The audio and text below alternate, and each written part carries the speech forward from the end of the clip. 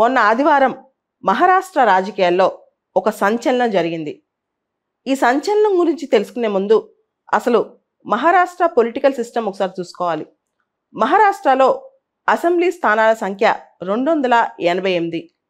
అయితే 2019 ఎన్నికలకు ముందు ప్రీ పోల్ అలయన్స్, అంటే ఎన్నికలకు ముందే ఒక అలయన్స్ ఫామ్ అయింది, బీజేపీ శివసేన. ఈ రెండు బీజేపీ శివసేన ఒక అలయన్స్ ఫామ్ అయితే కాంగ్రెస్ మరియు నేషనలిస్ట్ కాంగ్రెస్ పార్టీ రెండు అలయన్స్ ఫామ్ అయ్యాయి 2019 ఎలక్షన్స్కి ముందు. అయితే 288 స్థానాలు ఉన్న మహారాష్ట్ర అసెంబ్లీలో మ్యాజిక్ ఫిగర్, అంటే ఎవరైతే గవర్నమెంట్ ఫామ్ చేయాలో వాళ్ళకి మినిమం 145 రావాలి, అదే మ్యాజిక్ ఫిగర్. అయితే బీజేపీ శివసేనకి కలిపి, అంటే బీజేపీకి 105 స్థానాలు, శివసేనకి 56 స్థానాలు, మొత్తం 161 స్థానాలు వచ్చాయి. తర్వాత NCP plus Indian national Congress 54 plus 44 98 స్థానాలు వచ్చాయన్నమాట. 98 స్థానాలు వచ్చాయి. సో బీజేపీ శివసేన అలయన్స్ గెలిచినప్పటికీ ఫలితాలు బీజేపీ వైపు స్పష్టంగా ఉన్నప్పటికీ కూడా బీజేపీ కూటమి ఆ టైంలో 2019లో సీఎం ఎవరు అనే దాని మీద చాలా పెద్ద గందరగోళం నెలకొంది 2019లో. సో ఫైనల్గా శివసేనకు చెందిన ఉద్ధవ్ ఠాక్రే నేతృత్వంలో ఎన్సీపీ మరియు కాంగ్రెస్ మద్దతుతో ప్రభుత్వాన్ని ఏర్పాటు చేయడం జరిగింది. అక్కడ మళ్ళీ బీజేపీని పక్కకు నెట్టేసి ఆ టైంలో శివసేన ఉద్ధవ్ ఠాక్రే నేతృత్వంలో నేషనలిస్ట్ కాంగ్రెస్ పార్టీ మరియు కాంగ్రెస్ మద్దతుతో ప్రభుత్వాన్ని ఏర్పాటు చేశారు శివసేన వాళ్ళు, ఉద్ధవ్ ఠాక్రే. దీన్ని మహా వికాస్ అఘాది అనే పేరుతో పిలిచేవాళ్ళు అనమాట. ఈ 2019 నుంచి 2 years పాటు ఈ ప్రభుత్వం దాదాపు 2 సంవత్సరాలు కొనసాగింది. తర్వాత శివసేనలో ఒక చీలిక వచ్చిందనమాట. ఉద్ధవ్ ఠాక్రే ఒక గ్రూప్ ఒకవైపు, ఏక్నాథ్ షిండే గ్రూప్ ఒకవైపు. శివసేనలో ఏక్నాథ్ షిండే గ్రూపు శివసేన పార్టీని చీల్చి బీజేపీ మద్దతుతో ప్రభుత్వాన్ని ఏర్పాటు చేయడం జరిగింది. సో ఫస్ట్ 2 సంవత్సరాలు ఉద్ధవ్ ఠాక్రే శివసేన. అయితే శివసేనలో చీలికొచ్చి ఏక్నాథ్ షిండే గ్రూపు సపరేట్ అయిపోయి బీజేపీ సపోర్ట్తో ఏక్నాథ్ షిండే సీఎం అయ్యారనమాట. దాదాపు 7 ఏడాది కాలంగా షిండే ప్లస్ ఫడ్నవీస్, బీజేపీ తరఫున ఫడ్నవీస్ ప్రభుత్వం కొనసాగుతుందన్నమాట.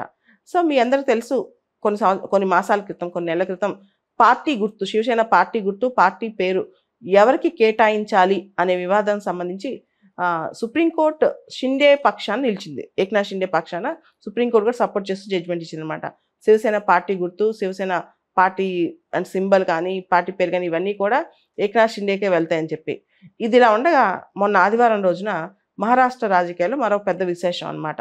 ఎన్సీపీ, నేషనలిస్ట్ కాంగ్రెస్ పార్టీ, మీ అందరూ తెలుసు, నేషనలిస్ట్ కాంగ్రెస్ పార్టీ శరద్ పవార్ స్థాపించారు. ఆయన కూతురు సుప్రియా సులే, ఆయన తమ్ముడు కొడుకు అజిత్ పవార్, వీళ్ళు అంటే ఆయన బ్రదర్ కొడుకు అనమాట. వీళ్ళు ముగ్గురు ఈ పార్టీలో చాలా కీలక పాత్ర అనమాట.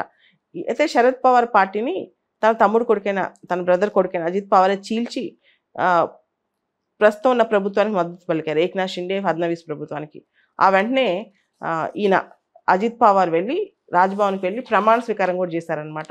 అజిత్ పవార్ ఉప ముఖ్యమంత్రిగా 8 మంది ఎన్సీపీ ఎమ్మెల్యేస్ని బయట తీసుకొచ్చి వాళ్ళందరినీ మంత్రివర్గంలో చేర్చారనమాట. సో 8 మంది MLAs, 2 MPs plus Ajit Pawar బయటకు వెళ్ళిపోయారు. ఈ 2 ఎంపీస్ కూడా ఈరోజు కేంద్ర క్యాబినెట్లో చోటు దొరికే అవకాశం కనిపిస్తుందంట. ఇది ఇలా ఉన్నప్పుడు, అంటే ఇదంతా జరుగుతున్నప్పుడు నేషనలిస్ట్ కాంగ్రెస్ పార్టీ వాళ్ళు 9 మంది ఎమ్మెల్యేల మీద, తర్వాత 2 ఎంపీల మీద డిస్క్వాలిఫికేషన్ పిటిషన్, లోక్సభ స్పీకర్కి ఎంపీల గురించి, స్టేట్ అసెంబ్లీ స్పీకర్కి ఎమ్మెల్యేల గురించి డిస్క్వాలిఫికేషన్ పిటిషన్ సభ్యత్వం చేశారనమాట, సబ్మిట్ చేశారు. ఈ నేపథ్యంలో పార్టీ ఫిరాయింపుల చట్టం, అంటే ఒకటి పార్టీ ఫిరాయింపుల చట్టంలో ఉన్న లోటుపాట్లు, తర్వాత పార్టీ ఫిరాయింపు అనే సంస్కృతి, భారత రాజకీయాల సంస్కృతి ఎలా దిగజారుతుంది అనే దాని మీద చాలా పెద్ద, అంటే క్షీణిస్తున్న రాజకీయ విలువలు అని చెప్పొచ్చు అనమాట. దాని మీద చర్చ కొనసాగుతుంది. మనందరూ తెలుసు, యాంటీ డిఫెక్షన్ల 52nd అమెండ్మెంట్ ద్వారా మన కాన్స్టిట్యూషన్లో చేర్చారు. ఒక పార్టీలో టికెట్ తీసుకుని ఆ పార్టీ టికెట్ మీద గెలిచి తర్వాత వేరే పార్టీలో జాయిన్ అవటం వాలంటరీగా వెళ్ళి, దాన్నే పార్టీ ఫిరాయింపు అంటారు. యాంటీ డిఫెక్షన్ల పార్టీ ఫిరాయింపుల చట్టం అనేది మన రాజ్యాంగాన్ని సవరించి 52వ సవరణ ద్వారా 10వ షెడ్యూల్లో చేర్చారు. ఎవరైనా వాలంటరీగా ఒక పార్టీలో ఎలక్ట్ అయిన తర్వాత ఇంకో పార్టీకి జంప్ అయిపోతే, అంటే ఒక పార్టీ టికెట్ తీసుకుని ఆ పార్టీలో ఎలక్ట్ అయిన తర్వాత వాలంటరీగా ఇంకో పార్టీకి వెళ్ళిపోతే వాళ్ళు ఆ పార్టీ సీట్ను కోల్పోవాల్సి వస్తుంది. అంటే నువ్వు రిజైన్ చేసి వెళ్ళు ఇంకో పార్టీకి, అంతేగాని నువ్వు లెజిస్లేటర్గా కంటిన్యూ అవుతూ ఇంకో పార్టీకి వెళ్ళటం ఎంతవరకు సముచితం. అయితే ఈ పార్టీ ఫిరాయింపుల చట్టంలో ఇంకొక అంశం కూడా ఉంది. పార్టీ ఏదైతే విప్ జారీ చేస్తో అది వినకపోయినా, పార్టీ విప్ ప్రకారం నువ్వు ఓటేయకపోయినా నువ్వు పార్టీ ఫిరాయించినట్టే లెక్క. ఒకవేళ నువ్వు ఆబ్స్టైన్ అయినా, ఓటింగ్కి ఆబ్స్టైన్ అయినా సరే, ఆ ఆబ్స్టెన్షన్ అనేది 15 రోజుల లోపల మీ పార్టీ కండోన్ చేయాలి. లేకపోతే అది కూడా పార్టీ ఫిరాయించినట్టే లెక్క. అయితే దీనికి ఒక మినహాయింపు ఉంది. మినహాయింపు ఏంటంటే, మొదట్లో అంటే 52వ రాజ్యాంగ సభలో మినహాయింపు ఏంటంటే 1/3 మంది చీలిపోయి బయటికి వెళ్ళిపోతే అది ఫిరాయింపు కిందకి రాదు. అయితే దీన్ని 91వ రాజ్యాంగ సవరణ ద్వారా దీన్ని మార్చారు. ఏమని మార్చారంటే 2/3 విలీనం. అంటే ఇప్పుడు పార్టీ ఫిరాయింపు చట్టం కిందకి మినహాయింపు ఏంటంటే, నువ్వు ఎంతమంది బయటకు వెళ్తే ఫిరాయింపు కిందకి రాదంటే 2/3 of that particular legislature members of the political party. ఏ రాజకీయ పార్టీకి సంబంధించిన లెజిస్లేటివ్ మెంబర్స్లో 2/3 మంది బయటికి వెళ్ళిపోయి వేరే పార్టీలో మెర్జ్ అయిపోతే అది విలీనం కిందకి రాదనమాట. అయితే ఇక్కడ కొన్ని క్వశ్చన్స్ ఏంటంటే, పార్టీ ఫిరాయింపుల చట్టం కింద ఎవరు నిర్ణయం తీసుకోవాలి పలానా వాడు ఫిరాయించాడా లేదా అనేది డెసిషన్ తీసుకోవాల్సిన స్పీకర్. కానీ అక్కడ స్పీకర్ కూడా ఒక పార్టీకి సంబంధించిన వ్యక్తే కదా. నువ్వు ఒక పర్సన్కి ఒక జుడిషియర్ అంటే ఒక అడ్జుడికేటింగ్ మెకానిజం ఇస్తున్నావు, ఒక క్వాజీ జ్యుడిషియల్ మెకానిజం ఇస్తున్నావు, ఒక ట్రిబ్యునల్ మెకానిజం ఇస్తున్నావు. కానీ ఆ వ్యక్తి అతను కూడా పొలిటికల్ అపాయింటీయే కదా, అతను కూడా ఒక రాజకీయ పార్టీకి చెందినవాడే కదా. అలాంటప్పుడు స్పీకర్ నిష్పక్షపాతంగా నిర్ణయం తీసుకుంటాడని ఏ విధంగా అనుకుంటున్నావు? ఇది ఫస్ట్ క్వశ్చన్. రెండో క్వశ్చన్, పార్టీ ఫిరాయింపుల చట్టంలో నువ్వు పార్టీ ఫిరాయించడం అనేది విశ్వాస తీర్మానం, అవిశ్వాస తీర్మానం అలాంటి వాటి గురించి ఆలోచించు. ప్రతి చిన్న అంశంలో అంటే ఇండివిజువల్ ఎంపీ కానీ ఇండివిజువల్ ఎమ్మెల్యే కానీ తన పార్టీకి వ్యతిరేకంగా ఓటు వేయకూడదా? ప్రతి అంశంలో వేసే తప్పేంటి? ఒక ఇండివిజువల్ ఎంపీ కానీ ఎమ్మెల్యే కానీ వ్యక్తిగతంగా రైట్ టు డిసెంట్ ఉండదా? తన పార్టీ ఒపీనియన్ తన ఒపీనియన్ అవ్వాలా? ఇది ఇంకో క్వశ్చన్. తన పార్టీ ఒపీనియన్ తన ఒపీనియన్ ఎందుకు అవ్వాలి? చాలా ఇంపార్టెంట్ క్వశ్చన్ అనమాట. సో ఇట్లా పార్టీ ఫిరాయింపుల చట్టం కరెక్ట్ కాదు. ఎందుకంటే మనకి రకరకాల కమిషన్స్ వచ్చాయి. దినేష్ గోస్వామి కమిటీ అని, ఇందర్జిత్ గుప్తా కమిటీ అని, తర్వాత వెంకటాచార్య కమిటీ అని, కాన్స్టిట్యూషనల్ రివ్యూ అని, ఇలా రకరకాల కమిషన్స్ కూడా పార్టీ ఫిరాయింపుల చట్టంలో భారతదేశంలో చాలా సవరణలు రావాలి అని చెప్పాయి. దానిలో ముఖ్యంగా అన్ని విషయాల్లో పార్టీ ఫిరాయింపు అప్లై అవ్వకూడదు, కేవలం కాన్ఫిడెన్స్ మోషన్, నో కాన్ఫిడెన్స్ మోషన్లోనే పార్టీ ఫిరాయింపు అప్లై అవ్వాలి అని. అయితే ఇంకొక విషయం ఏంటంటే, బాగా అడ్వాన్స్డ్ డెమోక్రసీస్లో, పెద్ద పెద్ద అమెరికా కానీ ఇలాంటి డెమోక్రసీస్లో అసలు ఇలాంటి పార్టీ ఫిరాయింపుల చట్టమే లేదు. చిన్న చిన్న దేశాల్లో, బంగ్లాదేశ్, కెన్యా ఇలాంటి దేశాల్లో పార్టీ ఫిరాయింపుల చట్టం ఉంది. పెద్ద పెద్ద దేశాల్లో ఫిరాయిస్తే తప్పేంటి అనే ఆలోచన కూడా ఉందన్నమాట. అది కూడా ఒక డెమోక్రసీలో ఒక భాగమే.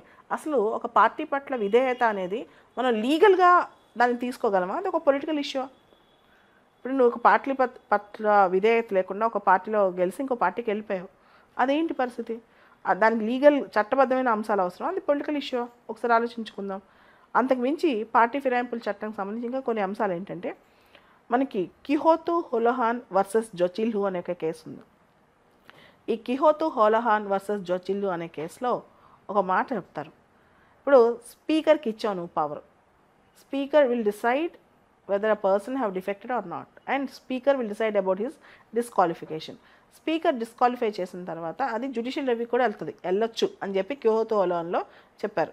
దాంతోపాటు పార్టీ భారత ప్రజానీకం ఇండివిజువల్ క్యాండిడేట్ మొహం చూసే కాకుండా ఎక్కువ శాతం పార్టీ ఎజెండా, పార్టీ సింబల్కే ఓటేస్తారు. కాబట్టి ఇండివిజువల్ క్యాండిడేట్ కూడా ఖచ్చితంగా పార్టీ ఎజెండా ఫాలో అవ్వాల్సిందే. పార్టీ మేనిఫెస్టో, పార్టీ ఏ విప్ చెప్తే అది ఫాలో అవ్వాల్సిందే. ఎందుకంటే భారతదేశంలో ఇప్పటికీ కూడా ఎక్కువ శాతం మంది పార్టీని చూసే ఓటేస్తారు, లేదా పార్టీ సింబల్ చూసి ఓటేస్తారు, ఆ ఇండివిజువల్ క్యాండిడేట్ని కాదు అని చాలామంది ఇప్పటికీ నమ్ముతారు. అది నిజం కూడా. దాంతోపాటు ఇంకొక ముఖ్యమైన అంశం పార్టీ ఫిరాయింపుల చట్టంలో ఎక్కడ స్పీకర్ ఎన్ని రోజుల లోపల నిర్ణయం తీసుకోవాలని లేదు. స్పీకర్ లేదా ప్రిసైడింగ్ ఆఫీసరు పార్టీ ఫిరాయింపుల చట్టం కింద ఎన్ని రోజుల లోపల నిర్ణయం తీసుకోవాలని ఎక్కడ లేదు. సో ఈ లూప్ హోల్ని రాజకీయ ప్రయోజనాల దృష్ట్యా స్పీకర్లు చాలా ఎక్కువగా వాడుకుంటున్నారు. కొన్ని సందర్భాల్లో కొంచెం ఫాస్ట్గా నిర్ణయాలు తీసుకున్న సందర్భాలు కూడా ఉన్నాయి. ఉదాహరణకి రాజ్యసభ చైర్మన్ వెంకయ్యనాయుడు గారు 2 సంవత్సరాల క్రితం జేడీయూ సభ్యులు కొంతమందిని కేవలం 3 నెలల్లో డిస్క్వాలిఫై చేశారు పార్టీ ఫిరాయింపుల కింద. సో ఇట్లాంటి ఫాస్ట్గా జరుగుతున్నాయి, కానీ జనరల్గా అన్నీ జరగట్లేదు అలాంటివి. దాంతోపాటు స్పీకర్కి టైం బోనస్ ఇవ్వట్లేదు. కొంతమంది రికమెండ్ చేస్తున్నారంటే అసలు పార్టీ ఫిరాయింపుల చట్టానికి సంబంధించిన అధికారం, దాని గురించి నిర్ణయించే అధికారం స్పీకర్కి ఎందుకు ఇవ్వాలి? సో ఇండిపెండెంట్ కమిటీ ఒకటి పెట్టొచ్చు కదా, ఇండిపెండెంట్ కమిటీ పెట్టి ఇండిపెండెంట్ కమిటీయే చేయొచ్చు కదా పార్టీ ఫిరాయింపులు, ఎవరు ఫిరాయించినట్టు ఎవరు కాదు అని చెప్పి వాళ్ళకి ఒక టైం లిమిట్ ఇవ్వచ్చు కదా, ఆ తర్వాత జ్యుడిషియల్ రివ్యూకి తీసుకెళ్ళొచ్చు కదా. అసలు ఇంకొంతమంది అంటారు అసలు పార్టీ ఫిరాయింపుల చట్టం విషయంలో స్పీకర్ నిర్ణయం తీసుకున్న తర్వాత జ్యుడిషియరీ అవసరం ఏంటి, ఎందుకు జ్యుడిషియరీ ఇన్వాల్వ్ అవ్వాలని. సో ఓవరాల్గా అనేక న్యూస్ పేపర్ ఆర్టికల్స్లో పార్టీ ఫిరాయింపుల చట్టంలో రిఫార్మ్స్ రావాలి అని చేస్తాడు కొంతమంది, అయితే అసలు పార్టీ ఫిరాయింపుల చట్టమే వద్దని అని చెప్పాడు కొంతమంది. సో ఇవన్నీ చూస్తే కనుక అంటే హోల్సేల్గా డిఫెక్ట్ చేస్తే అది ఫిరాయింపు కిందకి రాదు, ఒక్కొక్కరుగా డిఫెక్ట్ చేస్తే అది ఫిరాయింపుల కిందకి వస్తాయి. ఇది ఏమాత్రం కరెక్ట్ అంటే ఒక గుంపుగా వెళ్ళిపోతే ఫిరాయింపు కిందకి రాదంట, లేదా ఒక్కళ్ళు ఇద్దరు వెళ్తే అది ఫిరాయింపుల కిందకి వస్తాయి. ఇది మాత్రం కరెక్టా? అంటే మైనారిటీ ఒపీనియన్కి అసలు మైనారిటీ యాక్షన్కి అసలు విలువే లేదా భారతదేశంలో? ఇది ప్రజాస్వామ్యమే కదా. సో ఇట్లా అనేక అంశాల్లో పార్టీ ఫిరాయింపుల చట్టం కింద ప్రశ్నలు వస్తున్నాయి.